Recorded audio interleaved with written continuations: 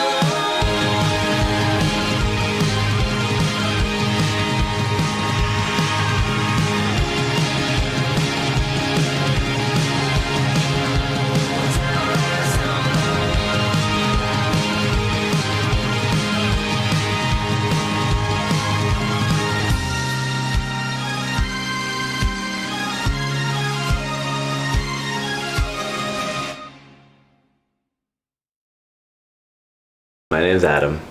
And my name is Kevin. Before beginning, here's how the rest of the video will look. For each day, 2 students will be the main characters of the show as they share a reflection on how their day went. Here's Adam and Kevin on day 0. And we're here in Sarajevo. This is our first night, and we just arrived this afternoon. Today we traveled from Newark. So first we took a quick layover in Zurich, and then landed in Sarajevo at around like 1 or 2 p.m. First impressions, you can see that like on our bus from the airport to our hotel, there's just these tall like concrete just skyscrapers that you see typically associated with like more communist era like architecture. So that was like the first thing that struck me, and just seeing a lot of people walk around. I mean, typically in the US you don't see a lot of people using sidewalks or like utilizing other things besides their cars to get around. So biggest thing that struck me when we were on the bus. Yeah, and then another thing that really struck me right away was just the amount of like mosques that we were able to see just like straight out from the airport, because a lot of the buildings we saw had like these like pointy minarets that shot into the sky, and there were a ton of them.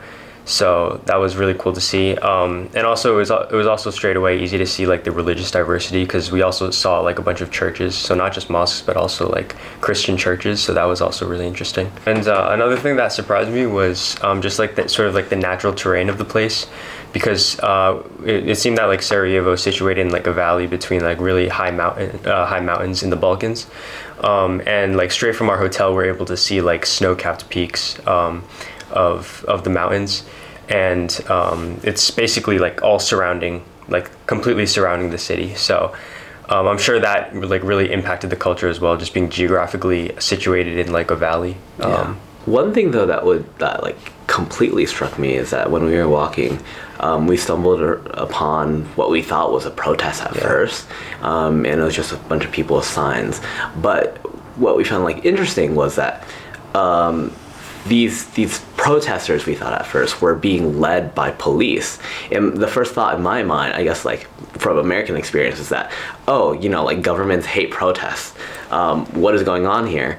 And we just happened to land in Sarajevo like right in time for International Women's Day, and we come to find that rally, that march, was actually led by women and supported by the government, which was incredibly like contrasting the US culture, where typically you see like government and then civilians that are advocating for a certain right, like they clash a lot, whereas here you saw that, you know, both civilians and government come hand in hand to show how much they care about this one issue. Yeah, I agree with that. And also on that note, we also, in the mall, we also asked someone that was just working at the mall, we were like curious about what that protest outside was about, because at that time we weren't really sure it was about like International Women's Day, because we couldn't really read the signs. So we asked someone, and their English was actually really good. And when we asked them, they sort of like weren't very like direct about it. They were more like, oh, I don't know, it might be some political rally that I'm not too sure about.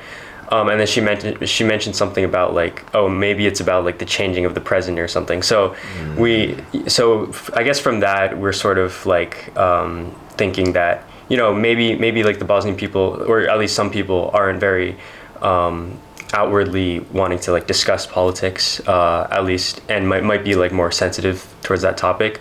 But in that case, it's also the case that she might actually not have known what was going on outside. So there were like different possibilities there. Yeah. And about the war too, I guess right when you land and drive through like the first time, you could already sort of feel like the physical presence of the war that's still hanging over the like the architecture, because you could still see like the remnants of old like Yugoslav buildings that have like bullet holes in them on like the sides. So there's definitely like a mix of buildings. It's not just those. Obviously, like the city has definitely grown and improved, and like they replaced those buildings with like the new modern ones. But you can definitely still see the presence of the war in many of the buildings around the city.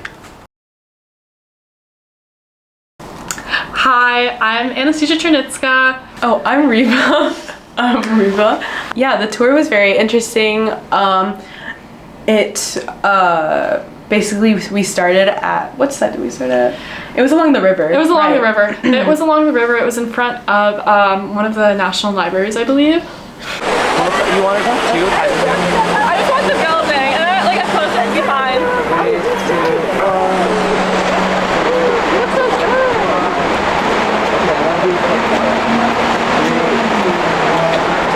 is for my mommy. That is good. Thoughts on the history lesson? Thoughts on the story? I feel like there's a lot of different parts going on. It was honestly hard to keep track of, but I think it's really interesting how there's a lot of different groups all coming together in Bosnia. And basically, yeah, we made a lot of stops, eventually going into the old town. And yeah, we basically talked a lot about how many different groups of people there are living in Bosnia and Herzegovina. Or specifically, even in Sarajevo, which are like the Bosnians, the Croats, and the Serbs. And then we talked a lot about the different religious groups living here. There's, it's like 50.09% Muslim is what our tour guide told us. And then like 35%, I think, Orthodox, and then 14% Catholic. Yeah. But as There's like, a small Jewish population as well. Yeah, as we walked past, we saw a mosque. It was one of the main mosques. It was built in like the 1500s. Yeah, so going on 500 years. Afterwards, we went on a gondola ride. Or we had lunch first. Oh yeah, we had lunch. Let's not forget that. Yeah, we had lunch first, which was at a nice little restaurant. They have a lot of their foods just have a lot of meats here. They love meat here.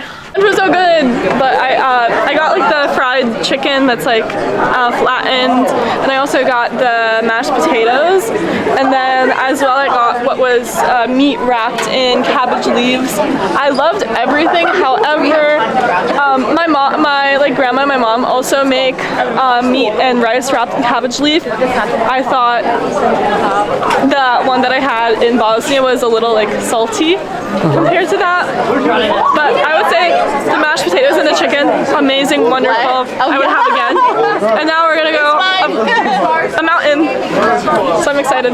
Yeah, and then we went on the gondola ride, which basically took us in a car all the way up to the top of a mountain. It's actually, they told us it's not one of the largest, not one of the tallest mountains in Bosnia, or in Sarajevo, it's one of the shortest actually, but it's still nice to see a lot of the view of the entire town below it. And we went on a hike to the, it was like the old, where they had Olympic bobsledding when Sarajevo hosted the Winter Olympics. So that was really interesting. Now it's a lot of like graffiti. We saw like a Snoopy and Hello Kitty. Yeah, lots of graffiti everywhere. And then afterwards we just explored the old town, did some souvenir shopping. Yeah, let's see what that is. So, I would say I think these are the two main things I want to show. But there's a lot of Ottoman Empire influence, which is something that Reba was actually talking about earlier. So we have these basically like Turkish delights, and they are rose flavored. Oh, is that no? Yeah, that's the right way. Yes. Yeah.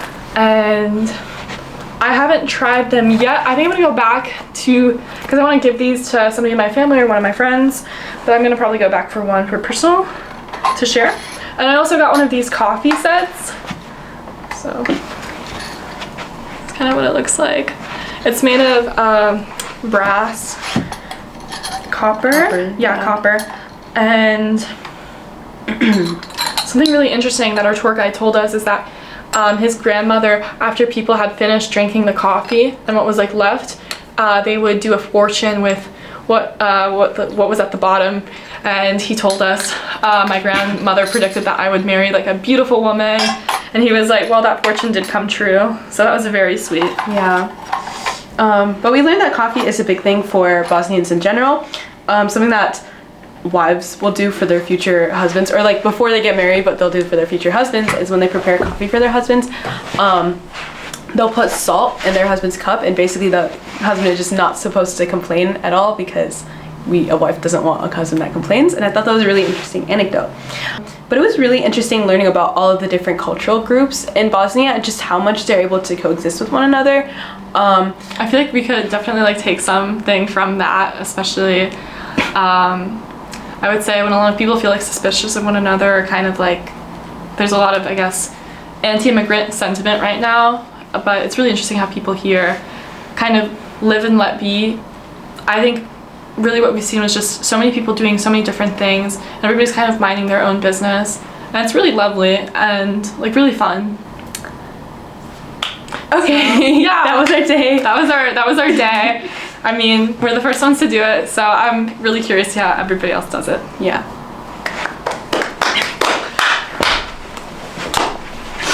Being the first full day we had in Bosnia, day 1 showed us the beauty of Sarajevo, the capital city and our home for the next few days. As Riva and Anna shared, we had an excellent tour from a student in the Faculty of Philosophy from the University of Sarajevo around the old town for the city.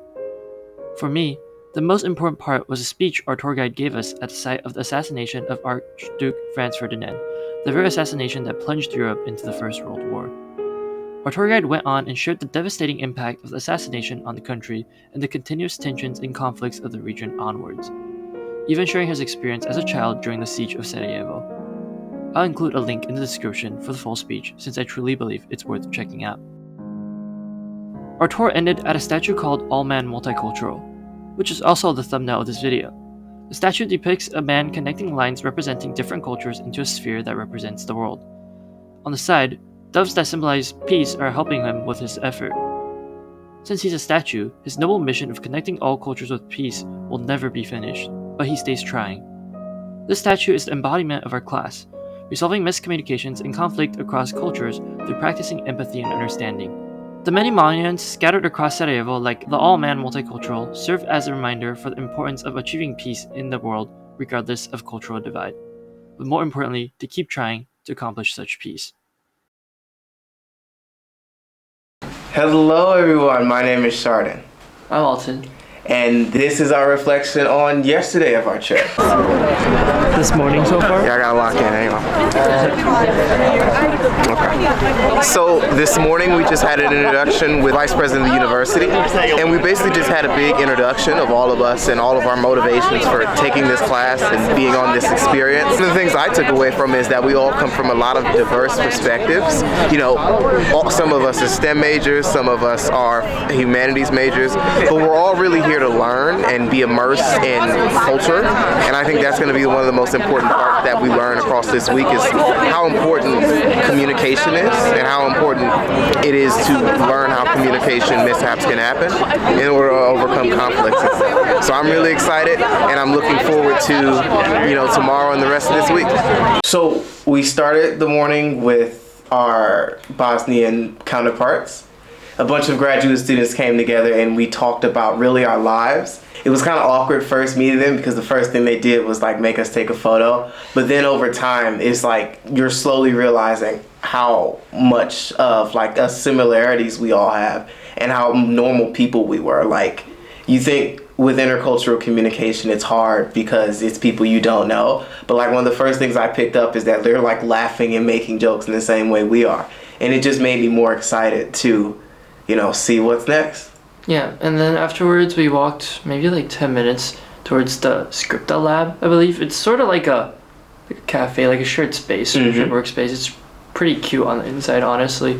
And yeah, we were sat down alongside with all the students that we just met. Yeah, we started with the workshop.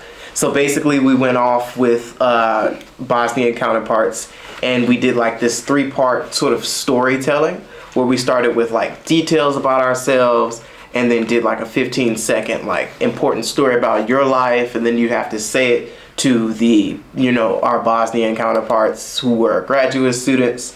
And it was really just for us to like learn about each other and learn about our rich backgrounds. We had a coffee break, right? Yeah. We had our first coffee break there. It was pretty neat. The baristas there were able to make us like whatever coffee we wanted, and there were some snacks on the table, and we were able to socialize for a little bit. Yeah. Then we did, this was honestly a very fun part of the day, where we wrote into a presentation on, Bosnian education culture, because in Bosnia, to our understanding, what we've been taught is it's very decentralized based on the three sort of main cultural groups: the Croatians, the Serbians, and the Bosnians. The professor, I forget her last name, but her first name was Melissa, and she basically engaged the class by like splitting us into two groups, the forest and the plains, and really just made this large metaphor about how, the Bosnians and the Bosnian culture, when you go to school, you're sort of separated based on, your cultural affiliation. So the Serbs are on one half of the school and that half is orange, and the Croats are on the other side of the school and that side is blue. And overall, how different historical perspectives are incorporated into the curriculums of the different groups, and how just overall it's very basically different how all the different cultures are taught about Bosnian history, and how that affects Bosnian education today. Well, yeah, you always have to keep trying, I think. Naturally, you probably don't want to build a school out of wood this time around, but I still think you should keep trying. Then we had, my favorite part of the day was the NATO talk. We walked 20 minutes away to a talk at the political science department at the University of Sarajevo. We're going to the political science building to have a big public lecture with a NATO secretary. Are you excited? I'm very excited. I love politics. Opinions about NATO are iffy right now, but in general, I think it's going to be a great talk. And, we just learned a lot about Bosnian education system and, how it arose. And so I think coming from that, it's going to be an interesting talk. And basically, we watched a NATO secretary talk about the current political state of the Federation of Bosnia and Herzegovina and the Republic of Srpska. And basically, he went on and on talking about, how, the current state of the Republic of Srpska and how it relates to, political turmoil and things that the president might have been doing, and how it resulted in sort of increased tensions across the country. And, one of the more interesting parts about it was there was a lot of talk of the United States and, our role in all of this. And it made me realize like how global the United States are and how really privileged we are. Just because so many of the things we do and our president have a impact all the way thousands and thousands of miles away in Bosnia, to the point where our politicians' names are being said thousands and thousands of miles away and talking about how their actions can affect people here. And I overall thought that it was an engaging talk, specifically because I was able to relate so many of the things they were saying back to our own political situation, whether it be, politicians saying certain things that cause fear, or, people having the right to go and protest and do the things that they need to do for their government. So I really like that part. So we just got out of the talk. I think it was amazing. I think it was interesting. As usual, America lives rent-free in everyone else's head. I think the word Donald Trump, U.S. was mentioned 1,000 times, and I love U.S. politics. I'm a SPIA major, so it was very interesting. But I'll talk about it more later. Yeah, honestly, it was such a unique experience, and just so profound and so thought-provoking, and just walking there, it got really serious. There were journalists everywhere, big men in scary suits and whatnot. But oh yeah, they also gave us goodie bags. They did. They gave us some fancy goodie bags. They did not cheap out. Yeah, but afterwards we walked back to the Scripta lab, and because we got there slightly earlier, we were able to have another coffee break, got more coffee, eat some more snacks, hang out until all the Bosnian students came and we prepared for our last lecture. Yeah, so our last lecture was, and this was another fun part, because we sort of got to see the sort of contribution that our professor, Adriana Marino, is making to the field of intercultural pragmatics. And she demonstrated to us through her lecture her own sort of concept, which she's created and drawn out, called empathy pragmatics, to really consider how our specific focus was on native speakers and non-native speakers, and how miscommunications arise out of people who are speaking a different language, and not speaking a different language, but utilizing a shared language in order to communicate. And this was really interesting because we got to see, Professor Marina in her own her own flow, the things that she's created, and you could tell how passionate she was about it, and that made it a lot more of an engaging and interesting presentation. So like one of the funniest things that we always do is our scenarios where, some people will raise their hand to read out certain lines, another person will read out another lines, and I was just waiting for the Bosnian students to react because it's always fun doing it in class, and I think they enjoyed it as well. Yeah. Overall, very, very fun experience. Very insightful day, honestly. The most educational ever, and I'd argue one of the best of the trip so far, even though this trip's been like 3-4 days only. But yeah, it was so cool, and it's truly like learning history and I guess politics firsthand, and it's just an unforgettable day. Yeah. Wonderful. On the website. It's far right here. So. Pardon. It's filming you. Okay, so today we went to the National Historical Museum, which is actually across the street from our hotel, and we learned a lot about the war that started in 1992. We actually got to hear some stories from one of the history professors here at the University of Sarajevo, and she was telling us about what it was like kind of experiencing the war when she was 12 years old, and we just got to learn about like kind of what caused it, how it affected specific people. There was an exhibit on like what the houses looked like at the time and like the confined spaces, how there was a lack of electricity. We got to learn about some of the things that the kids would do to entertain themselves when the city was under siege. And it's really crazy that the war affected people that are still young and alive like to this day. It gave us a greater understanding of even conversations that aren't about the war, because once you understand what people went through in the past, then you can kind of understand their approaches to life or attitudes they might have about conflicts that are going on right now. So I think that it was, even though it was something that happened in the past, it was a historical museum, it was really important for understanding Bosnian culture. It felt like more than a museum, because I think we were really lucky that our guide was both like an expert in history, like a professor of history, but also she had lived through what we were seeing in the museum, like the siege of Sarajevo. And so I think that was what was really powerful, is like her talking about it from a historical perspective, but also giving her own personal stories of what it was like to be, like, I think she said 12 during that time. After that, we walked to lunch. We're learning that walking is a big part of culture in Sarajevo. Walking is a big part of the culture here. 10-minute walk, we measure everything in minutes of how long does it take from A to B. And so always add 5 or 10 minutes. We've been told that, and we've experienced that every single day. So it was nice to be integrated into that. Okay, so we just went to this restaurant called Spazio Gourmet. Yes. And I had some really good food. I shared with Adam, and we had this like salmon pasta, which is actually like so good. And then we had this pizza, which was like, had a super like fluffy, like soft crust. And then we had a tiramisu. Yeah. And then we, at the other end of the table, we shared a ton of appetizers and a ton of desserts, and we're just like passing them around. And yeah, and it was really great because it was raining really hard when we were going to the restaurant. So everyone was cold and husngry and tired. So it just hit perfectly. Yeah.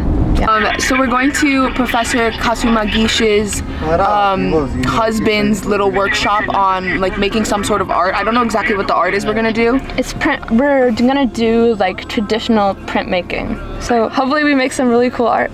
Yeah. Art. We got to be creative with what we were making, but we were making these traditional. We were using a traditional method of Bosnian printing where we put ink on some plastic and etched things into it, and it went into a press. And yeah, that was really cool how we got to participate with that. What are you making? I'm making. What are you guys making? It's gonna emerge later, but it's something that we've seen on the trip. And then the last thing we did was we went to the War Childhood Museum, where people can actually, who are experiencing difficulties from any war around the world, can donate an artifact that represents something to them. Buying the sweetest creature in the world, a small dog, for 5 packs of Sarajevo cigarettes. Written by Layla, who was born 1980, so she was around 12 years old when the war started here. There's a lot of memories like these. Some emotional, some humoristic, some overwhelming, so it all varied what people chose to write. But many of these people later on reached out to author to describe more. Some of them would mention some kind of objects that are really important for them during the wartime. And those objects were not always toys or what we connect our childhood with, but it could be absolutely anything, from maternity packages to dressings and whatnot. Today you will see exactly that. In 2017, when the museum was opened, we firstly started collecting objects from people from Sarajevo, then later on from all around the Bosnia and Herzegovina, and nowadays from any conflict or post-conflict country or area. In this case, countries such as Palestine, Ukraine, Afghanistan, Iraq, Syria, and unfortunately I could go on and on and on. That was really, that I think was one of the most well put together things we've seen throughout the entire trip. It was really well thought out. The way before you go in, they make you do like tactile activities that remind you of your childhood and almost put you into the like mental state of a child, I guess, which kind of primes you to be really empathic to the stories you're about to read and the objects you're about to see.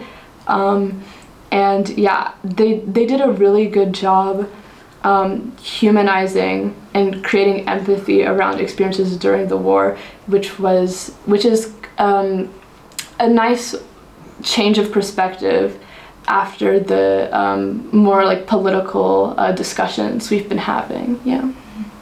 Well, yeah, thanks for listening. Yeah. We've enjoyed taking over the blog today. Hopefully you'll hear some new things tomorrow. Okay, bye. Bye. As Juliana and Andrea have shared, Day 3 was an important day. While the previous days had a lot of direct learning, the museums we visited on Day 3 helped us experience the war-stricken emotions of Bosnia. Starting from remnants of Nazi Germany in World War II, we ended the day thinking about the detrimental conflicts terrorizing the childhoods of countless people around the planet. However, the museum also showed us that despite the horrors that Bosnia was once engulfed in, Bosnian people resisted and stood strong. Having a war-involved childhood was a harsh reality forced upon the now adults of Bosnia. Thankfully, those who lived on have used such experiences to become educators, volunteers, and even setting up capsules of reminders like the War Childhood Museum. Doing so, others who have had the privilege of experiencing a peaceful childhood are able to understand the significance of transnational empathy, hopefully reducing the number of war childhoods.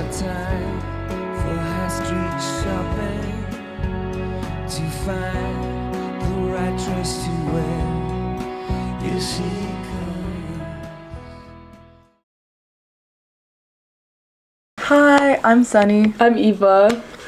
And we're going to talk a little bit about what we did yesterday. We went to Mostar, which was a 2.5-hour drive from Sarajevo.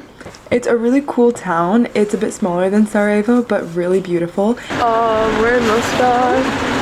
Sunny, we're here to visit. We're going on a tour soon. How was the drive? Well, from what I saw, it was very pretty. I was sleeping.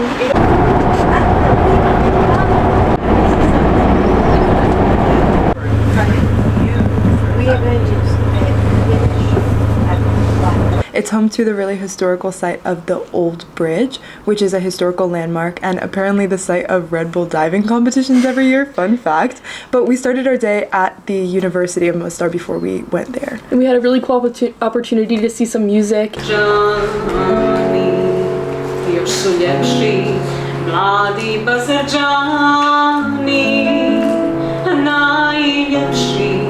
And learn more about their culture while also getting to speak to all the specific students from College of Economics, healthcare, and more.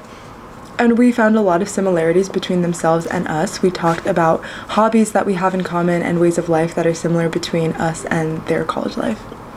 Yeah, and then we went on a little tour around Mostar. We got to see all the beautiful mountains and the scenery. There's a lot of cool architecture, and there's a lot of remnants from the war, more even than Sarajevo. So it was really interesting to see how that affected the city. Walking down the main street of Mostar, we were guided by the tour guide Inga from the university, and she showed us a couple places, including her home. She's lived in Mostar for a while. One particular part of that street that we found super interesting is there's a gallery of street art where they invite artists from all around the world to apply and create murals on the side of these buildings. And looking at the new art created next to the bullet holes and the war remnants is definitely a really interesting cultural contrast. Yeah, and then we had a beautiful lunch outside where we got to see the river and the old bridge. So far it's been good. We got to meet a lot of people from the University of Mostar. They're all very nice. I think it's interesting because even though we're not in Sarajevo, people still have a lot of post-war reflections. Like a lot of the stories they share are kind of colored by the fact that they experienced the war. So it's very beautiful with a lot of beautiful mountains and historical places. Yeah, we just went by the old bridge, which is really slippery but also really beautiful. And I'm not sure what her name is, but the woman from the university who's been showing us around everywhere, Inga, she took a photo of us and told us a little bit of historical information about the bridge. But we're about to eat, so we always eat. Yes. Is this ASMR? Even though my family was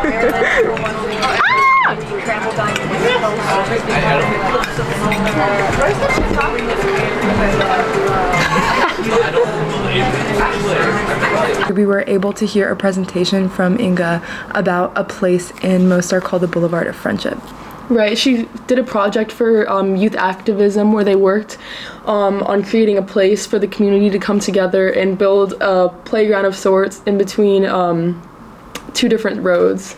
Right, there were two sides of the road. One was called the Boulevard of the People's Republic, of the People's Revolution, and the other was called the Boulevard of Croatian Defenders. And they were split into Bosniaks and Croats, and then in the middle was this playground that was sort of neglected, or really just like a place that was supposed to be a playground or a common area, but kids had nowhere to go and it was kind of dilapidated.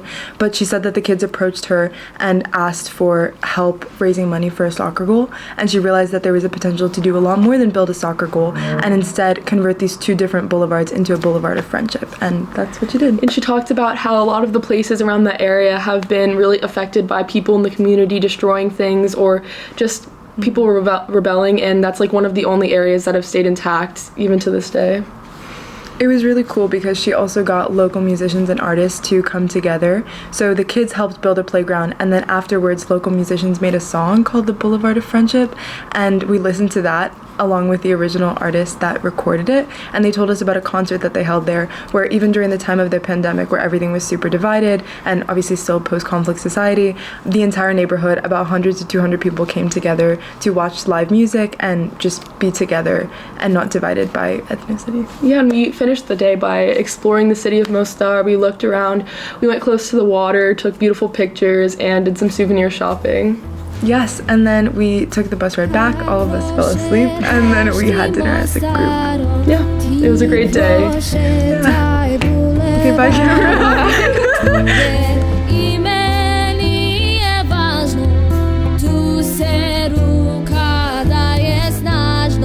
Na zidovima svuda poruke mira I tiha muzika što u srce te dira. Tu se prijatelji druže, nije ovo grad bez duše. Neka tamo blizu škole jedna klupa skrije osnje, nek Bulevar bude mjesto bolje, nek Bulevar bude mjesto i tvoje i moje, moje i tvoje.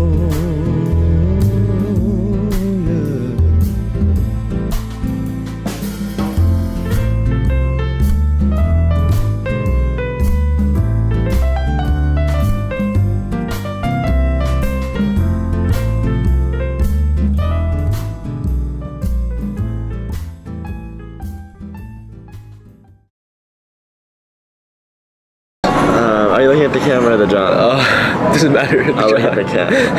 No. Okay, I'll look at the dog. Okay. After we went to Mostar, the next day we took another 1-hour bus to Zenica, which is less of a touristy city, more industrial, where we went to their university and we learned things. We are so excited to be in Zenica.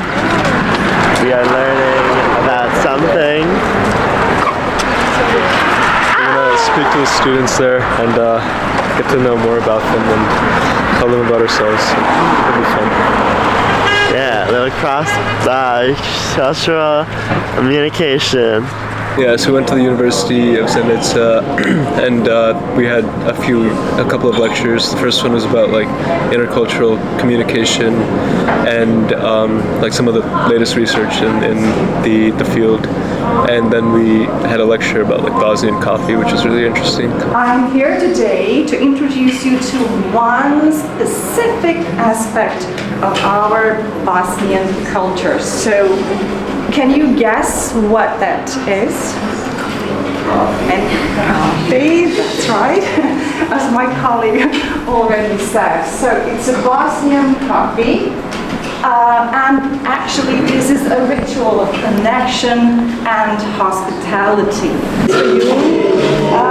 They contain actually a set, just one coffee, a measure of coffee for you to make at home, if you could take it to the USA, and a coffee cup, right?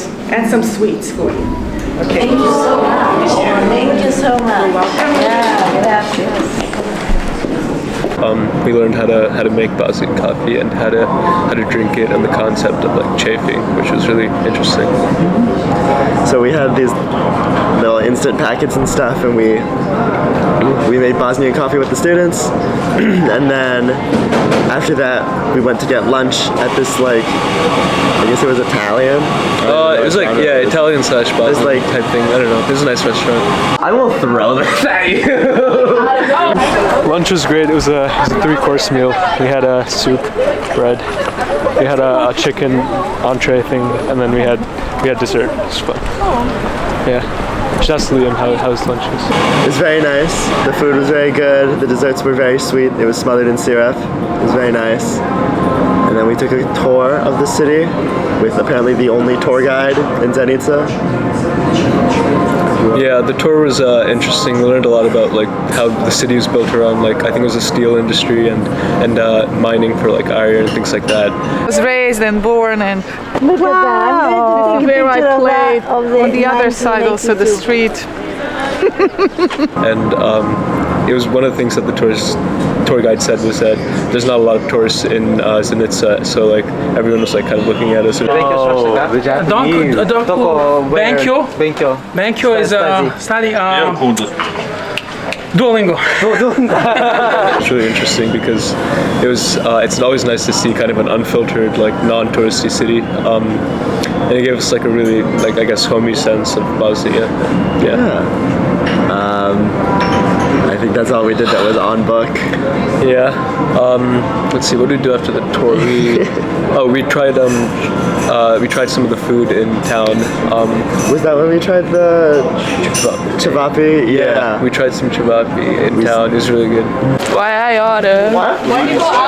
Yeah, what?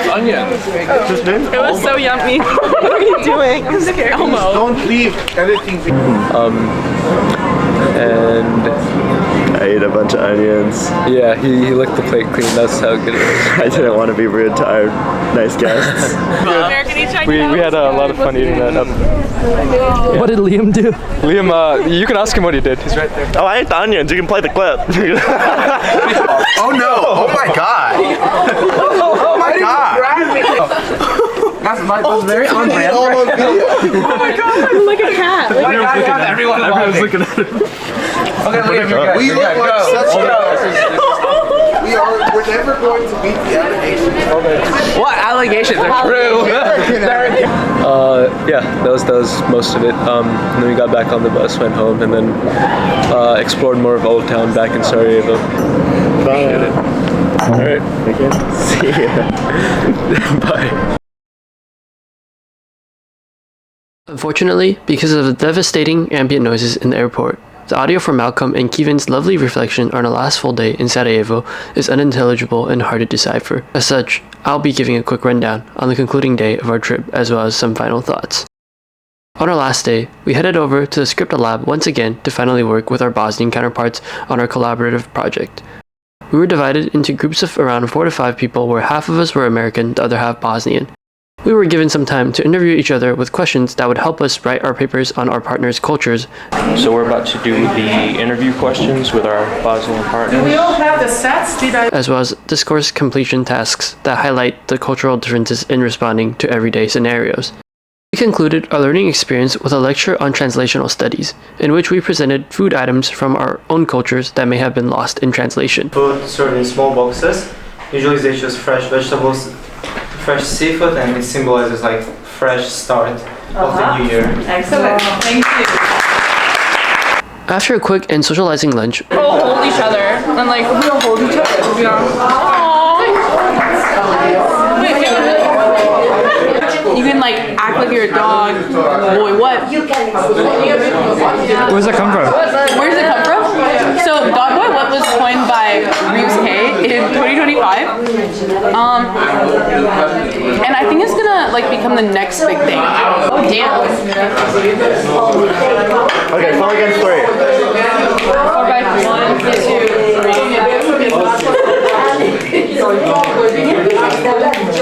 Never mind. we had a 2-hour-long conversation with the NATO general stationed in Sarajevo for another glimpse into U.S. foreign diplomacy in the region. Right now we're about to meet with, what's his name? So is that a question that General we could ask? Vallis. What else is he going to do against From our NATO, program? and right now we're just waiting in the room for him. So it's pretty exciting.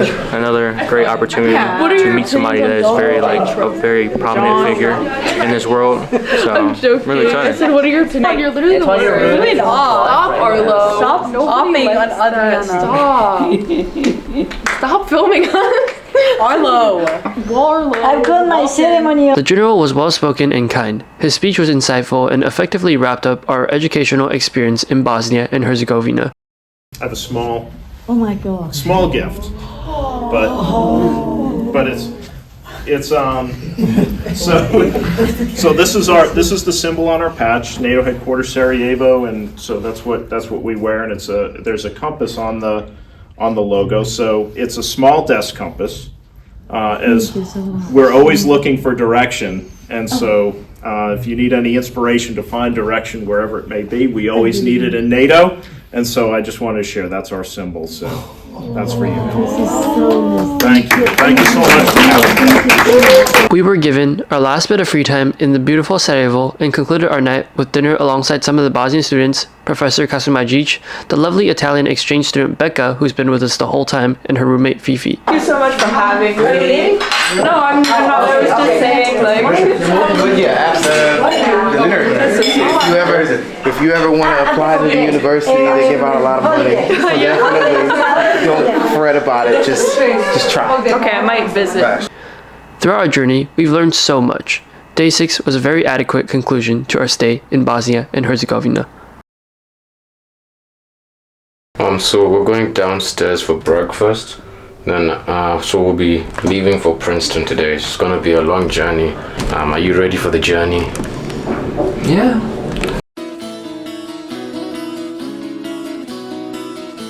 Još pamtim onaj dan kad si otišla u ljeto 80. Kiša je padala 7 godina sam te čekao. Svaki mi je telefon nadu budio. Neka ljubi se, istok i zapad. Neka ljubi se, sjever i jug. Skini prašinu sa starog kofera i krenimo na put. Hajde budi mi drug, sve je uzalud.